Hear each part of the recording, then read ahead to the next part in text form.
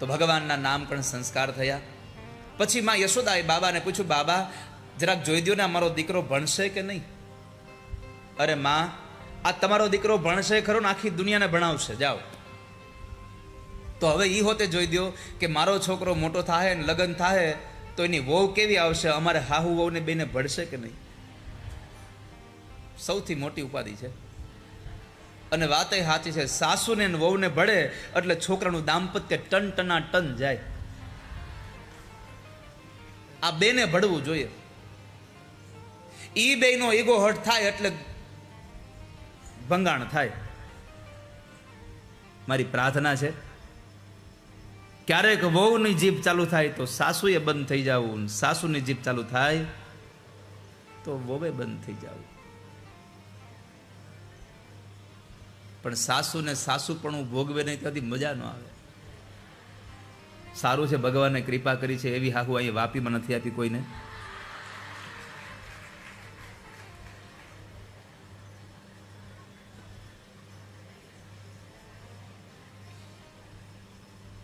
પેલા ખબર છે આપણા ઘરમાં દીકરી યુવાન થતી ને એટલે આપણા સગા સંબંધી આડોશી પાડોશી બધા શું કહેતા ખબર? એ છોકરી, અમે ભગવાનને પ્રાર્થના કરશું તને હાહુ હારી મળે. આવું કહેતા કે નહીં? હે, હવે છોકરાની માં પ્રાર્થના કરે છે, હે ભગવાન. કેટલો અનુભવ તમને છે બોલો. તમે તમારી જાતે જ બોલી ગયા. પેલા છોકરીઓને ચિંતા રહેતી હતી કે હાહુ હારું મળે તો હારી.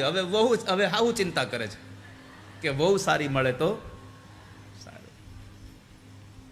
બધા જ પોતપોતાની જગ્યાએ સારા હોય છે. આ દુનિયામાં કોઈ ખરાબ નથી હોતું. ખરાબ માણસને એનો સમય બનાવે છે. ક્યારેક સમય ખરાબ હોય, અમુક સ્થિતિ એવી હોય તો આપણે માણસની સ્થિતિઓને સમજતા શીખીએ. પહેલી વાત તો એક યાદ રાખજો, ઘરમાં દીકરાની વહુ આવે તો સમજવું આ દીકરાની વહુ આવી છે, કામવાળી નહીં.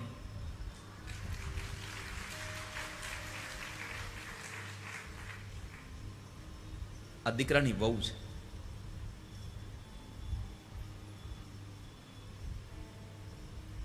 ઓસરીના કોરે બેઠા બેઠા બજર દેતા દેતા, છીકણી હુંઘતા હુંઘતા, હજી ફળિયું નથી વાળ્યું, કઈ વાળશે, એને 2 જ હાથ આપ્યા છે.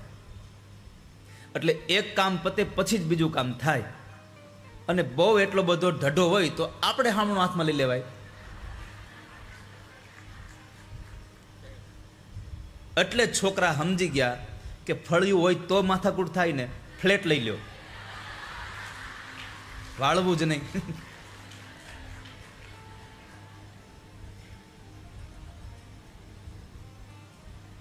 આ તો હું બધી જ બારગામની વાત કરું છું, કારણ કે હવે ખાલી કાલનો દાડો રોકાવાનું છે અને પછી તો એને આવજો.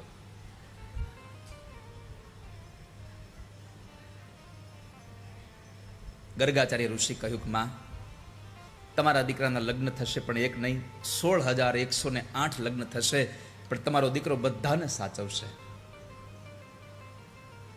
યથોચિત દક્ષિણા આપી ગર્ગાચાર્ય મહારાજ વિદાય થયા. પ્રભુની બાળ લીલાઓ સહજ શરૂ થઈ. ભગવાન ગોઠણિયા પર ચાલતા ચાલતા હવે આંગણામાં રમવા ગયા, શેરીઓમાં રમવા ગયા. અને ત્યાં ભગવાનના મિત્ર હતા બધા, શ્રીદામા, સ્તોક, મધુમંગલ અને મનસુખો આદિ બધા ભગવાનના મિત્રો. અને એ બધા મિત્રોની સાથે રહી. એમાં મનસુખા માટે થઈને ભગવાને એક મંડળ બનાવ્યું. મંડળનું નામ હતું ચોર્ય વિદ્યા પ્રસારણ મંડળ. ચોરી કરવાની વિદ્યા શીખડાવે એનું મંડળ. ભગવાન પોતે પ્રમુખ, દાવદાદા ઉપપ્રમુખ અને બાકીના બધા જ ગોવાળિયા એના સભ્યો. અને જે ઘરમાંથી ગોપી પાણી ભરવા ગઈ એના ઘરનું માખણ ગયું. પણ અહીંયા મારે તમને કહેવું છે, ભગવાન ચોરી કરે એવી વાત કરી એટલે ઘણા બધા બહુ ભણ્યા હોય ને એ તરત આવો તર્ક વિતર્ક કરે. ભગવાન ચોરી કરે થોડું સારું લાગે? ભગવાન ચોરી કરીને આવી બધી કથાઓ બતાવે આવા વક્તાઓ તો થોડું સારું લાગે? આ તો સમાજને ખોટો સંદેશો જઈ રહ્યો છે. પણ મારે તમને એ કહેવું છે, ચોરી કરી એને કહેવાય, જે આપણું ન હોય અને લઈ લઈએ એને ચોરી કરી કહેવાય. આ સંસારમાં એક નાનો એવો કણ બતાવો જેમાં કૃષ્ણનો હક ન હોય. જેમાં પરમાત્માનો અધિકાર ન હોય? એક વસ્તુ તો એ બતાવો. બધી જ વસ્તુ પર ઠાકોરજીનો અધિકાર છે, અને પોતાનું લઈ લઈ એને ચોરી ન કહેવાય. એ તો આપણને આપ્યું છે, આપણે પાછું ન આપીએ તો એ તો લઈ લઈ ભાઈ, જબરજસ્તીથી લાવો. પરમાત્માએ ગોપીઓના ઘરમાં માખણ લીલા કરી છે. આ માખણ નથી ચોર્યા પરમાત્માએ, માખણ જેવું જેનું મન નિર્મળ છે એ મનની પરમાત્માએ ચોરી કરી છે. માખણ ચોરી મોહન ચિત્ત ચોરી લીધા, માખણ ચોરીને પરમાત્માએ ચિત્ત ચોર્યા છે બધાના. તો ભગવાન માખણ ચોરીની લીલા કરે, ઘરે ઘરેથી માખણ લઈ આવે, માટલાઓ ફોડી આવે, કૂતરા, બિલાડા, વાંદરા, કાગડા બધાને ખવડાવે.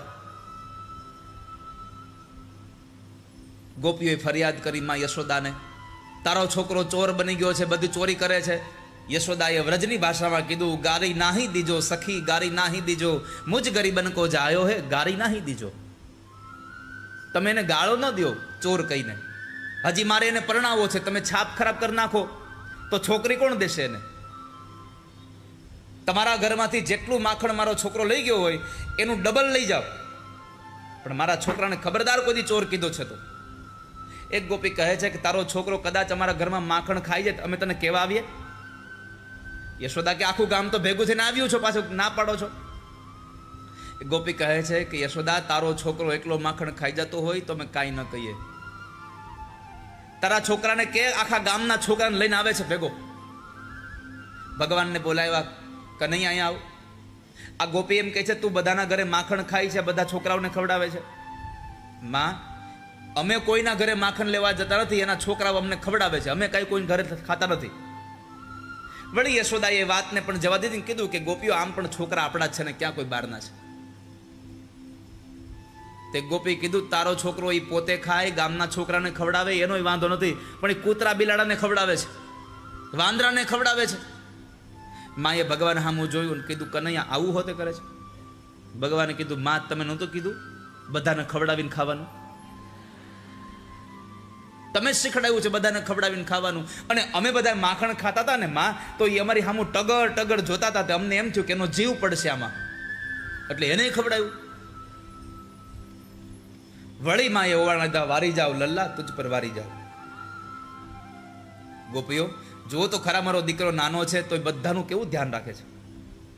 એક ગોપી કહે છે કે હાલમાં ઈ મુખ, પણ રોજ માટલા ફોડી નાખે એનું શું કરવાનું? ભગવાનને પૂછું, કનૈયા તું માટલા ફોડે છે? ભગવાન કે ના માં, અમે ફોડતા નથી. તો એ કે માટી ના હોય ને આમ મૂકીને તો ફૂટી જાય છે. કે એ વાતને ઉડાડી દીધી હસી મજાકમાં. એક ગોપી કહે છે કે તારા છોકરાને એટલું કહી દે ખાલી કે અમારા વાછડાઓને છોડી ન નાખે. હજી અમે ગાયોનું દોહન ન કર્યું હોય ત્યાર પેલા એ વાછડાઓને છોડી મૂકે છે, પછી અમારા વાછડાઓ ભૂખા રહે, અમારા દીકરાઓ ભૂખા રહી જાય છે. ભગવાનને કીધું, કનૈયા આવું કરાય બેટા?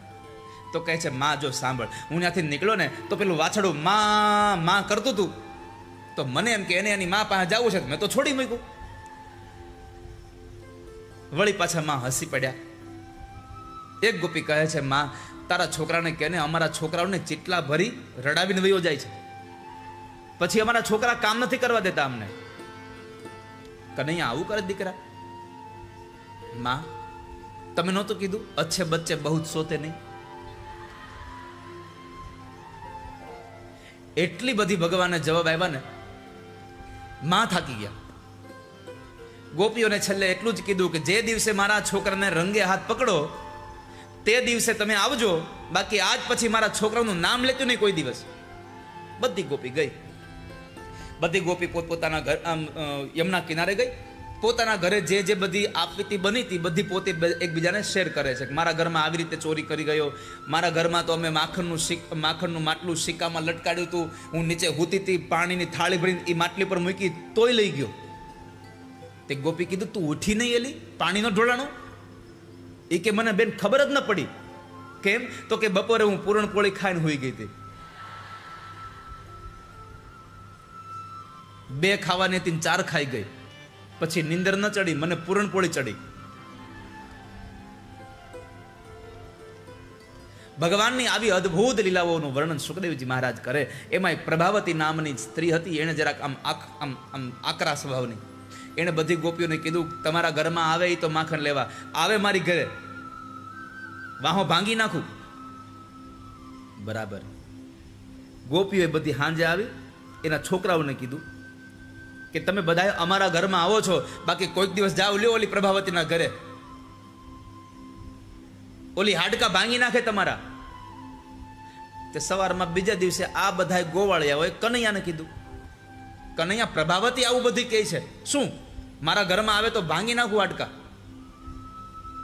ત્યાં પ્રભાવતીનો દેર બોલ્યો, કનૈયા મારા ભાભીએ આજ જ માખણ બનાવ્યું છે, હાલો ત્યાં.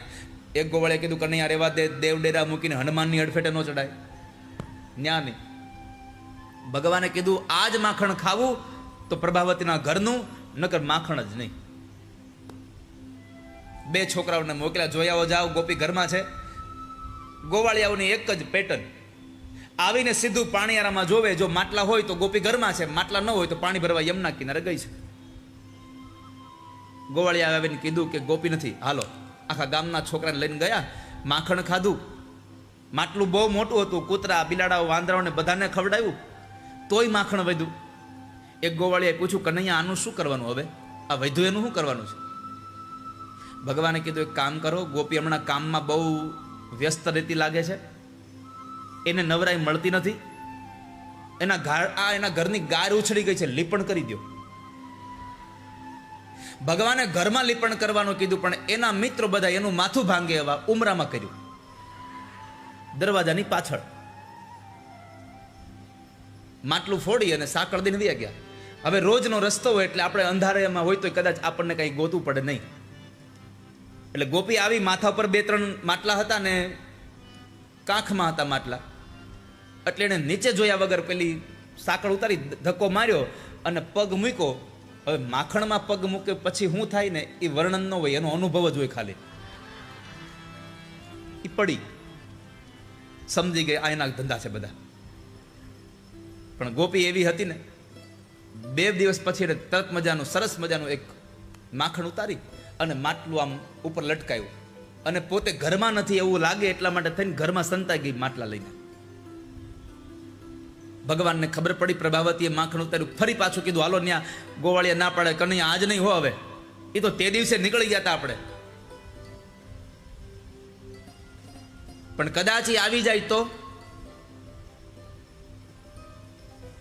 ભગવાને કીધું ચિંતા કરો માં બધું થઈ જશે, હાલો. બધા ગોવાળિયા આવ્યા પ્રભાવતીના ઘરે. પ્રભાવતી ઘરમાં હતી ને એવું હતું ને, પણ એ તો ઘરમાં સંતાયેલી હતી.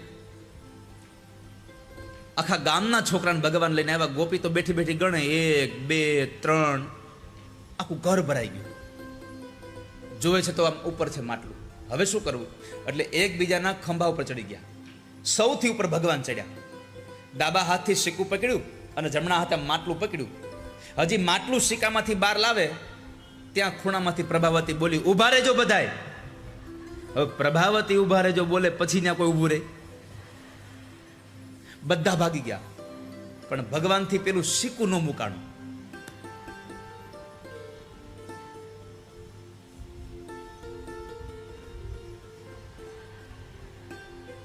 હવે પ્રભાવતી એટલા આકરા સ્વભાવથી બોલતી હતી કે હમણાં યશોદાને બોલાય આવું, જોઈ લે, આ તારો કાળિયો મારા ઘરમાં ચોરી કરી રહ્યો છે, રંગે હાથ પકડ્યો છે.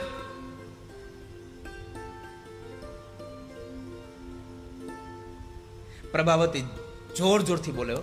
ભગવાને કીધું, પ્રભાવતી આજનો દાડો જવા દે, હવે તારા ઘરમાં આવે એ બીજો, બસ આજનો દાડો જવા દે.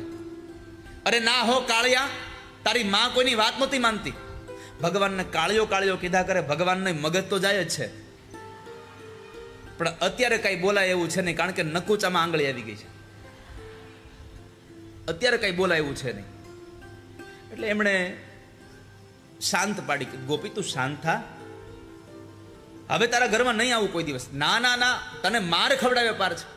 ભગવાને કીધું, એક કામ કર, તારે મને માર જ ખવડાવો છે ને? હા હા, તો તું મારી માને અહીંયા બોલાવીને લાવે, એના કરતા એક કામ કરી, મને જ ત્યાં લઈ જા હાલ. કારણ કે ભગવાને કીધું કે નીચે ઉતારે ને તો કઈક રસ્તો થાય. એટલે ભગવાને આ રસ્તો માંગ્યો.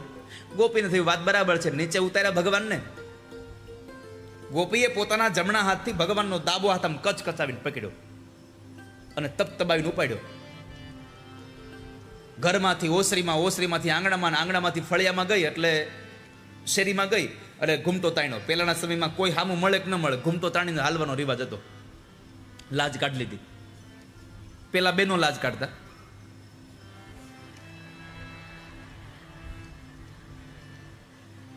અંદર લઈને ગયો, તબતબાયો. પણ જેવી હજી ગોપી પોતાના ઘરના ખૂણામાંથી આમ શેરીમાં વળી, ત્યાં આખા ગામના છોકરાનું ટોળું ભેગું થઈ ગયું. હારે થોડી વાર થઈ એટલે કનૈયાએ કીધું કે ગોપી હાથ મૂકી દે ને. ના હો, તું ભાગી જા. અરે ભાઈ નહીં ભાગવું હવે. અરે ના, તારો ભરોસો કરાય, તું ભાગી જ જા. અરે પણ એક કામ કર, તને મારી માથે ભરોસો ન હોય તો આલે મારો આ બીજો હાથ પકડ, પણ તું આ હાથ મૂકી દે મારો. ભગવાનનો હાથ મૂક્યો, બીજો હાથ પકડ્યો. તબતબાવીને લઈને જતી હતી, બોલતી જાય, હમણાં તને યશોદા પાસે માર ખવડાવું. બહુ તોફાને ચડ્યા છે. જે ગામમાં સામા મળે ને એ લોકો બધા હશે કે પ્રભાવતી આને માર ખવડાવવા માટે યશોદા પાસે હું કામ લઈ જતી હશે? શું કામ ખબર છે? કારણ કે જે હાથ ભગવાનનો પકડ્યો તો એ મૂકીને બીજો હાથ ભગવાનનો પકડ્યો ને, એ ભગવાનનો હાથ નહોતો. ભગવાને પોતાનો હાથ છોડાવીને પ્રભાવતીના દેરનો હાથ પકડાવ્યો. એટલે ગામના લોકો વિચારે કે આ એના દેરને યશોદા પાસે હું કામ માર ખવડાવો છે? ભગવાન તો દોડીને મા પાસે પહોંચી ગયા. મા ઘરમાં બેઠા હતા, ખોળામાં બેસી ગયા. જઈને માના ગાલ ઉપર આમ તાપલી મારી, માં હું તારો દીકરો કે નહીં? માં કે આ તને શું થયું કનૈયા? તું પેલા મને કે ને હું તારો દીકરો કે નહીં? અરે હા, પણ તું મારો જ દીકરો છો. તો કે તને મારી માથે ભરોસો છે? અરે હોય જ ને કનૈયા. તો કે સાસુ કહું માં, બોલ. હું કોઈના ઘરમાં કાંઈ તોફાન કરવા ન જતો, પણ આ ગોપીઓ મારી પાછળ પડી ગઈ છે માં. માં કે છે હા, પણ હવે ત્યાં તને કોઈ કાંઈ કે નહીં, પણ તું આજ મને એટલું કે કોઈ ગોપી આવીને એમ કે મેં તારા છોકરાના રંગે હાથ પકડ્યો, તો તું એની વાત માન કે મારી? માં કે પણ તું મારા ખોળામાં છો, મારા રંગે હાથ ક્યાંથી પકડે તને? આ તો હું તને પૂછું છું એમ. હજી ભગવાન આરે આવી વાત કરતા હતા. માએ કીધું કે કનૈયા, આજ કોઈ તારી આવી ફરિયાદ લઈને આવે કે તારો છોકરો મેં પકડ્યો છે, અને એ ખોટી ફરિયાદ લઈને આવે તો એને એવી ઉધડી લઉં જિંદગીમાં તારી હામું ન જોવે. ભગવાન કે તો મારી માં બરાબર. હવે તું એટલું આમ સરસ મજાનું પ્લેટફોર્મ તૈયાર કરી દીધું.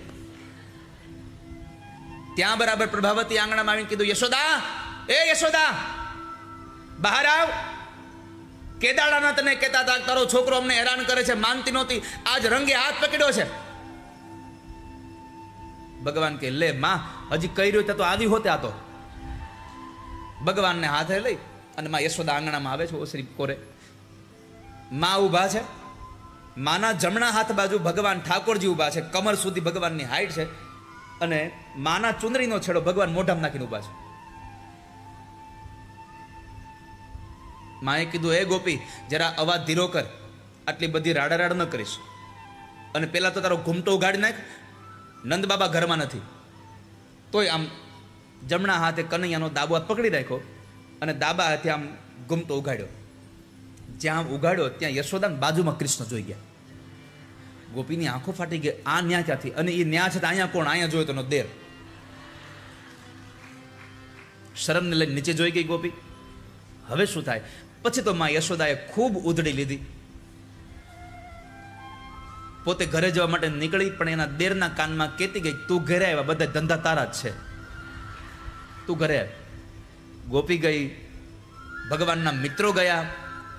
ભગવાને પોતે મા પાસે રજા માગી, માં હું રમવા જાઉં, તોફાન નહીં કરું, જવા દો ખાલી.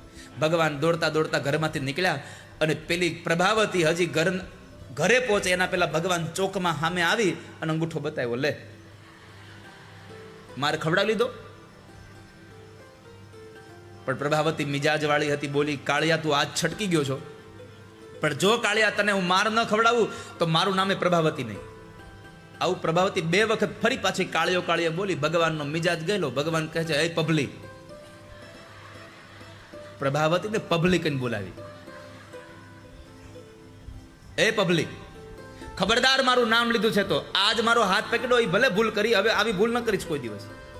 પ્રભાવતી કહે છે કે તારો હાથ પકડું, તું કરી શું લેવાનો હતો, કે ને મને. ભગવાને કીધું આજ તે મારો હાથ પકડ્યો, મેં મારો હાથ મુકાવીને તારા દેરનો હાથ પકડાવ્યો. હા તો હવે જો આવી ભૂલ કરીશ તો બીજી વાર તારા દેરનો હાથ નહીં પકડાવું, તો તારા ધણીનો હાથ પકડાઈ દે.